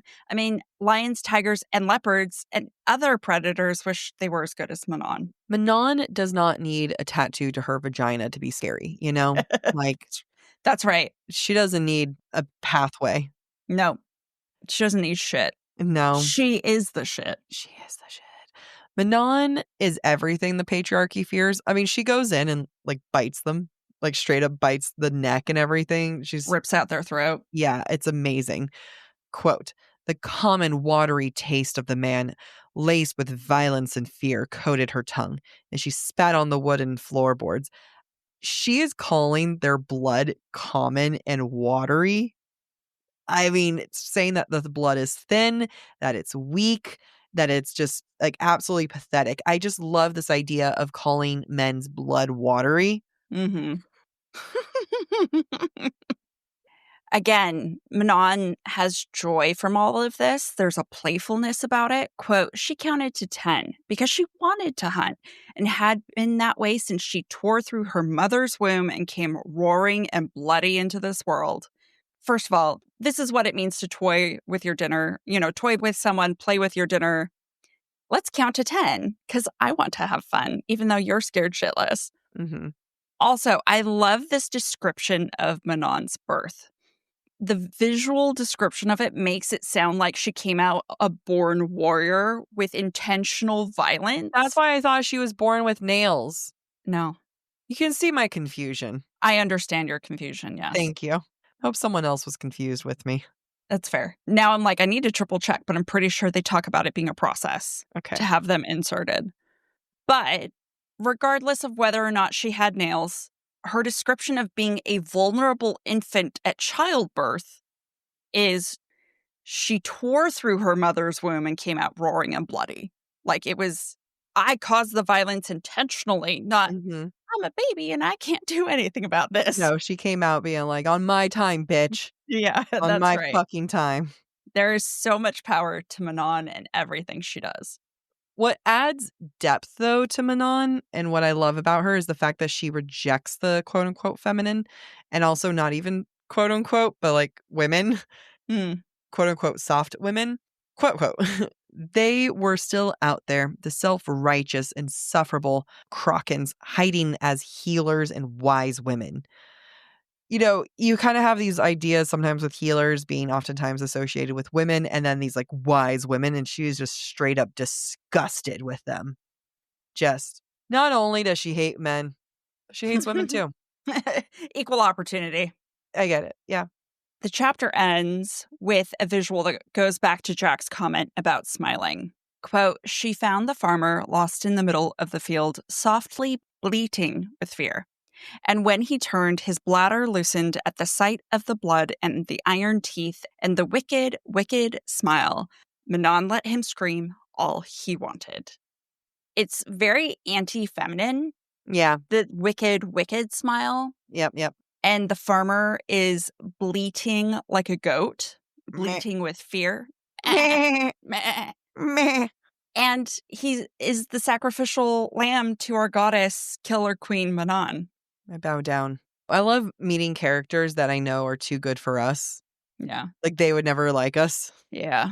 I want to be her so bad. I think give us one drunken night and we could get her laugh one time. I'm not saying we'd be friends with her, but I would walk away being like, I think between the two of us, we could get her to laugh once. And she would resent us for the rest of her life. Yeah, maybe want to kill us for that too. Let's go into chapter 5. And Celaena and Rowan are traveling, and she just doesn't talk to him, and he doesn't talk to her. There's a lot of not talking. There is also a very symbolic moment during one of their nights of not talking that I want to take a moment to point out because I think it's symbolically significant. After drinking from the stream and then taking care of her biological urges or needs, she, quote, staggered back to camp, finding it by the gleam of Rowan's silver hair. Now they can't have fire because there are creatures out in the wood, so she's literally traveling by moonlight, reflecting off of Rowan's hair. Now, it's not like a romantic description. However, I think it is symbolic of the fact that Rowan will eventually become her guiding light. Mm-hmm. He's serving that purpose already physically in these early chapters. Yeah, I like it. Now, at one point, Rowan gives her an apple, and I'm sure Amy could go into the fact that he's giving her substance. You can go into the fact that he's giving her an apple, which could be considered a fall from grace, very Adam and Eve, serpent. Mm-hmm. There's a lot of things that you can interpret that. However, I want to look at this quote. Quote, she realized just how loudly she'd been munching on the apple. And if anyone who knows me knows that's straight up unforgivable. Like, I told a potential new guy, like, you just can't eat an apple in front of me. That's not acceptable. And this is the first time that I might be okay with Rowan punching her. It's just not okay. If you are openly munching on an apple like that, you don't care about other people and you are a bad human. There's a condition, I forget what the name is. Yeah, I have it. That you have. Not everyone acts this way with apples and eating. I am very sensitive to certain noises.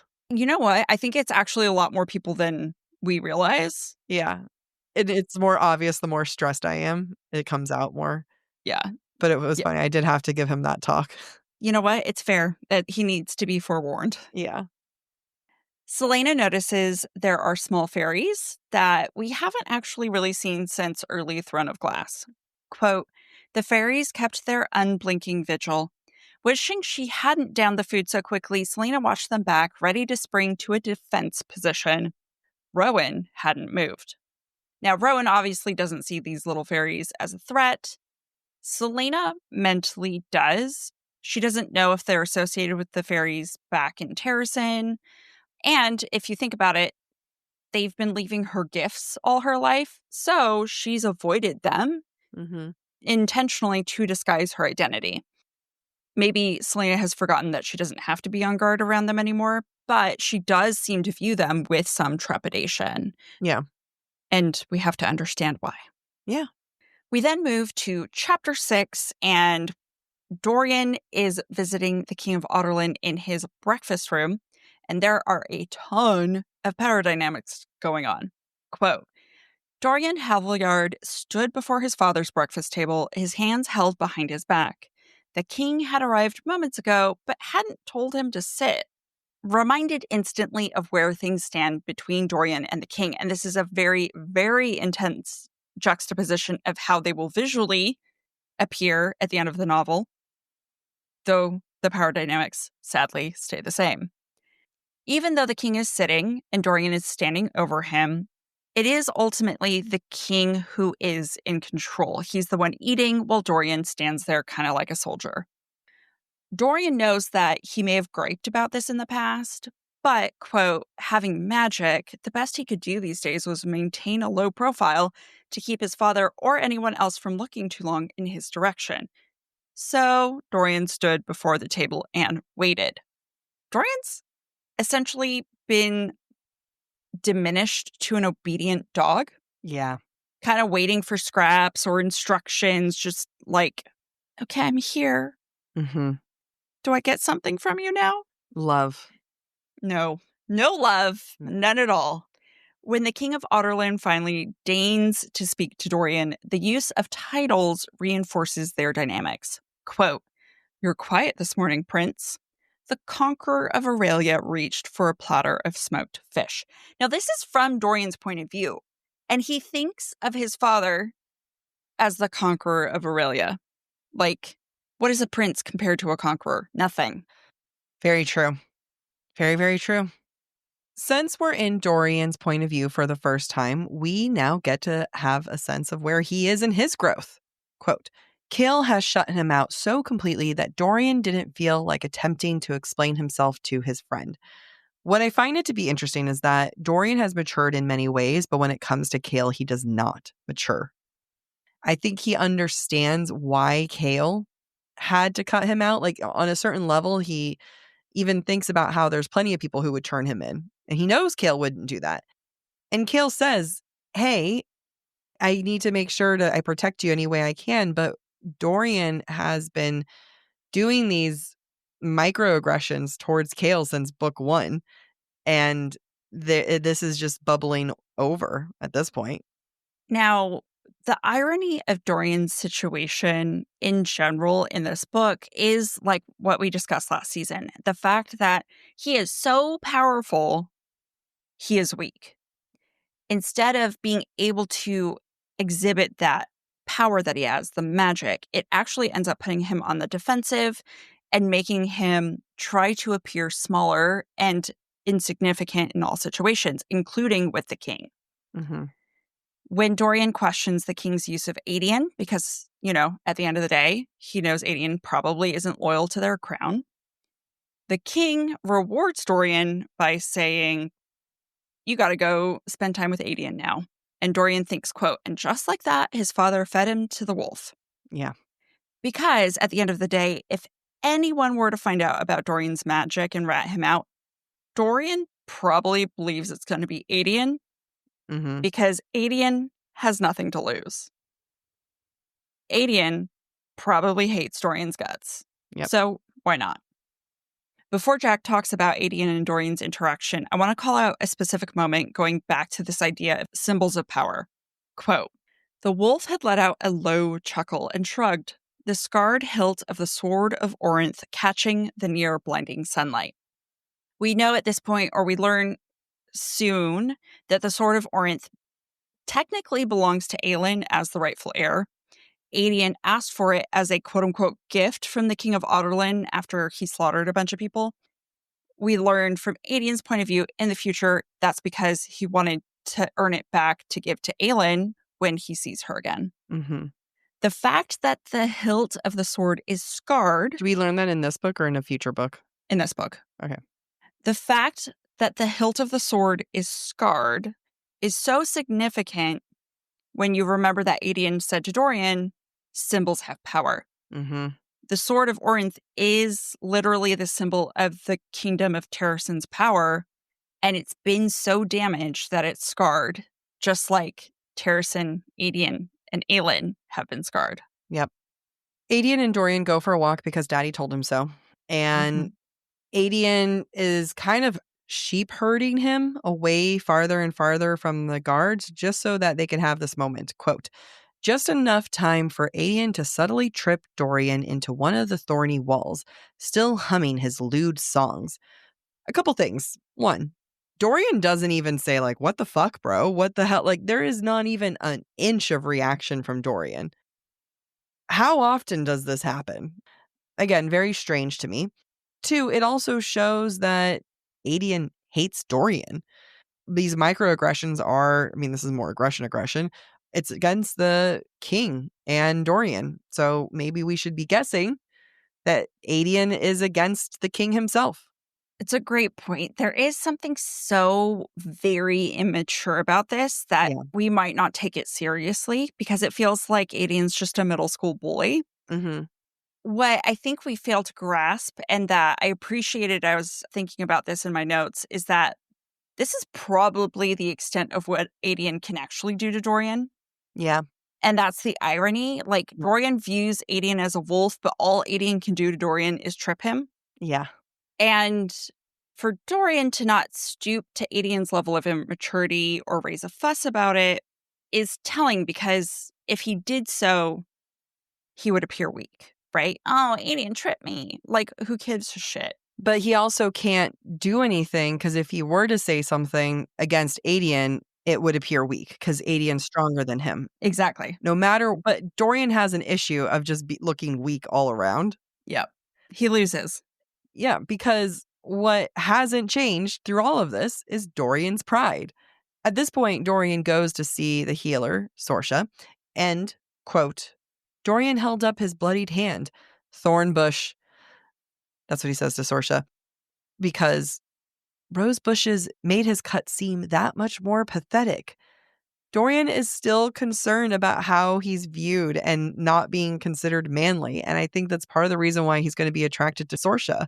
Because to her, he is manly. Manly's so overrated. Yeah. And I don't say that as someone who hasn't not been with manly men. Not that the men I'm going to stop talking. Okay. They're manly. Not all. When Sorscha implies that she has kept all of the secrets that she has seen, Dorian has this existential crisis where he realizes other people exist. Quote, how many others, he wondered, had seen more than they let on? He didn't want to know. Shocking. Shocking that other people in this world exist and that they observe him. You know, you guys, Dorian's having a breakthrough here, and we just gotta praise him that he's like, wow, other people, servants are people too. Better calm down here. I'm laughing because he has come a long way from book one. And then you have moments like this where it's like, or not that far. Yeah. But I do think he is growing some self-awareness, which is important because he does develop the relationship with Sorscha. And book one Dorian would not be capable of that. No, I mean, it took him up to book 3 to realize that other people exist and that servants are humans too. You're right. It's like huge growth.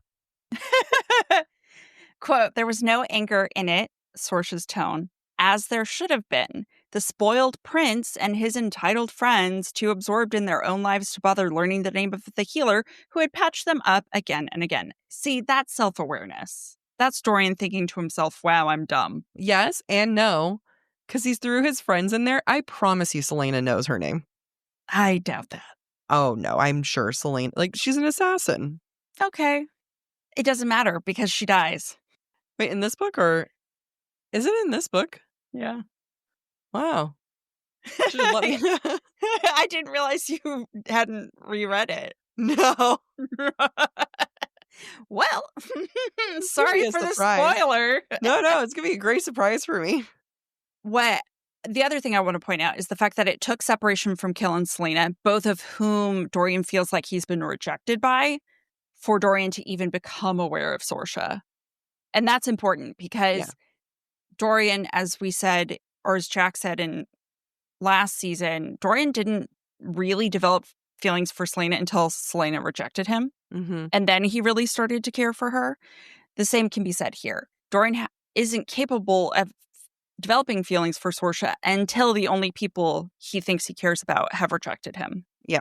We then get Sorscha's point of view, and it tells us, the reader, that, hey, this character's going to matter. And, SJM loves throwing in a character to kill them. It's Nehemia, now Sorscha. And then we find out, of course, that she loves him, which should have been, we should have known that was the kiss of death here. Quote, but that didn't stop her from loving him, as she still did, invisible and secret, ever since she first laid eyes on him 6 years ago. Girl, I get it. That's high school me. I know. Let's take a sip. Yeah. We're now in chapter 7, and we're back with Celaena and Rowan, and they're still traveling. Quote, so she kept her mouth shut the entire day as they rode through the woods up into the Cambrian mountains. Again, I would like to build my case. I just would like to note that my client has not said a single word throughout these travel days, not inciting shit. I'll come back to my case, Judge, later. Who's your client, Celaena or Rowan? Celaena. Celaena's my client. My client hasn't said anything, And neither has Rowan. No, neither has Rowan, but people have been arguing that Celaena was a pain in his ass from the get-go, and we've been at the get-go for 3 days. Fair. Let's focus on Celaena's mindset at this moment. Right before the quote that Jac read, quote, Celaena debated asking Rowan what the words in his tattoo meant, but that would involve talking, and talking meant building some sort of relationship. She'd had enough of friends, enough of them dying too. Celaena's going to be pretty vile at points in this book. And again, we have to establish where she's at mentally. Pushing people away is a defense mechanism because she's tired of hurting. Mm-hmm. It doesn't exclude the times that she's rude and mean, flat out mean to people, but it explains why she's here. And I want to emphasize that she's doing neither right now. She's not technically pushing him away. She's just not welcoming him. She's not engaging. Yeah. During their travels, they start to enter a lot of mist. Quote, the forest turned lusher and dense, and the higher they rode, the mistier it became. Great veils of fog drifting past to caress her face, her neck, her spine. Another cold, miserable night camped off the road later, and they were riding again before dawn. By then, the mist had seeped into her clothes and skin and settled right along her bones.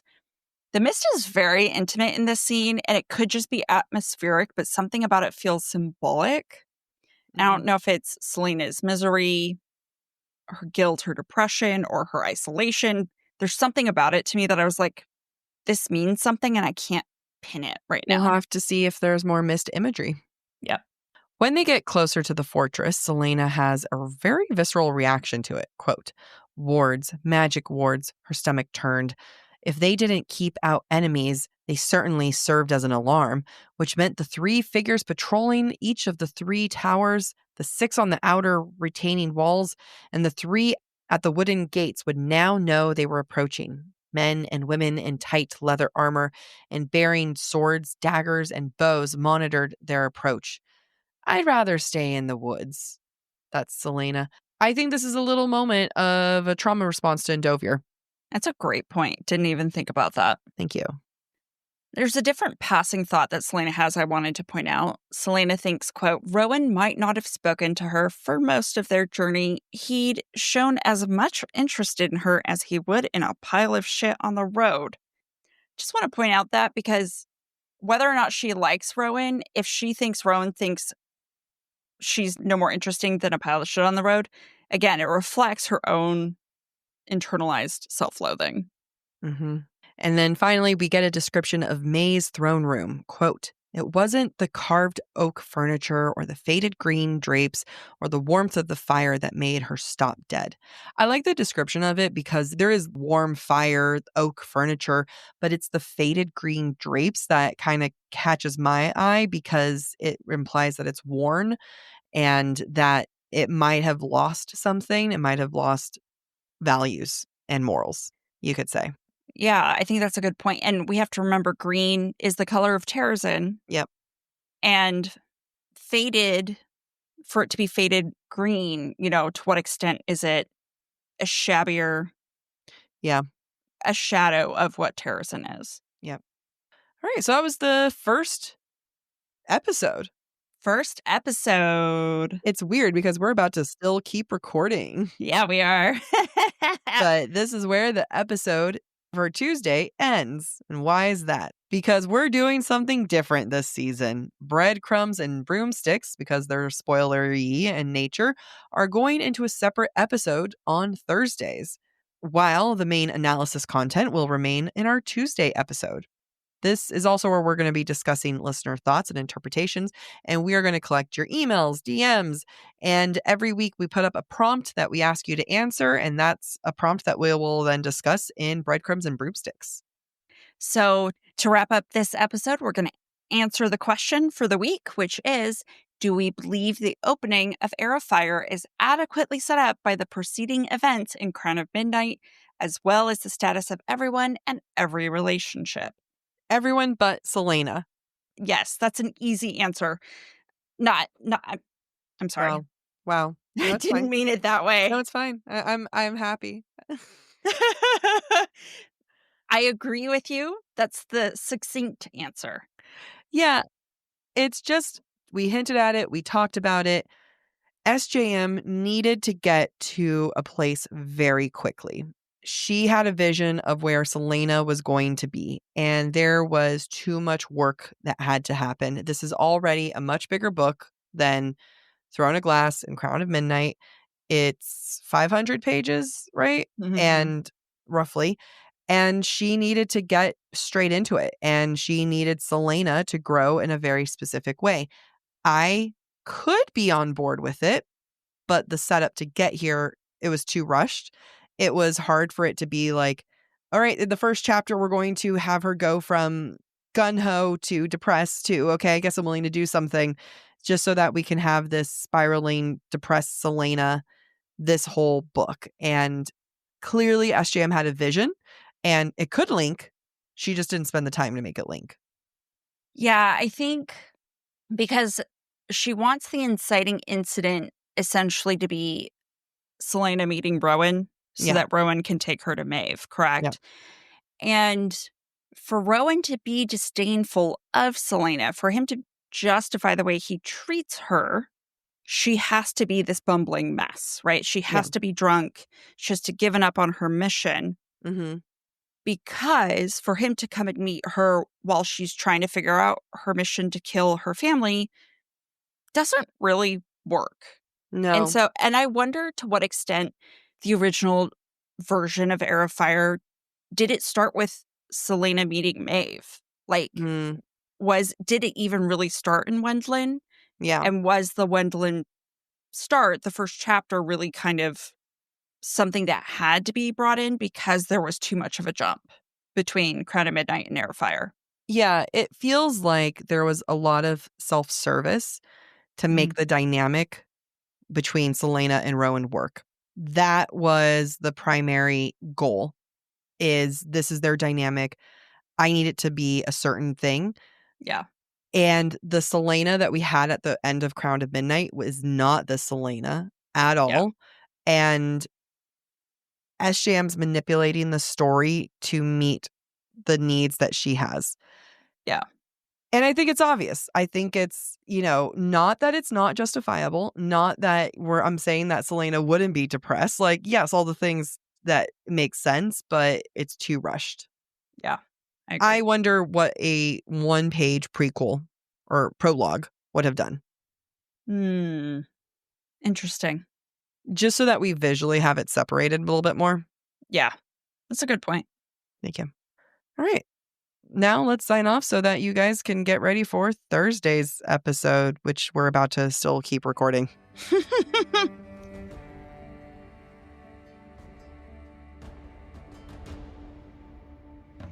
Thanks for listening to Book Talk for Book Talk with Jac and Amy. Join us Thursday for our Breadcrumbs and Broomsticks discussion from today's chapters.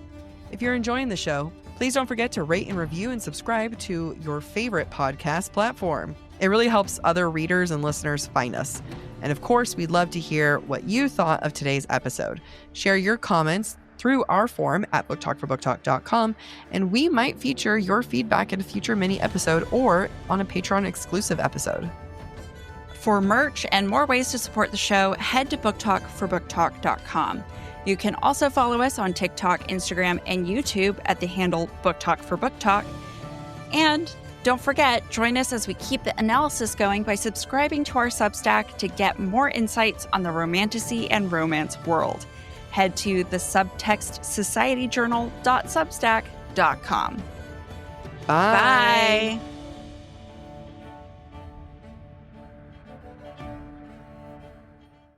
AG1 Next Gen is a daily health drink clinically shown to support gut health and fill in common nutrient gaps. What I love about AG1 is the live probiotics that are in the drink in addition to the 75 plus minerals and vitamins. I've tried the probiotic pills and it just doesn't work for me. You are a probiotic girl. I try so hard. My favorite part about AG1 Next Gen is the fact that they have multiple gold standard clinical trials. In an industry where not everyone invests heavily on research, AG1 Next Gen goes to great lengths to continually invest in rigorous peer-reviewed clinical trials. Not only does AG1 support gut health, it also boosts energy, provides daily nutrients, and supports your immune system. Head to drinkag1.com/booktalk to get a free welcome kit, including a bottle of vitamin D and free AG1 travel packs when you first subscribe. That's drinkag1.com/booktalk. BookTalk.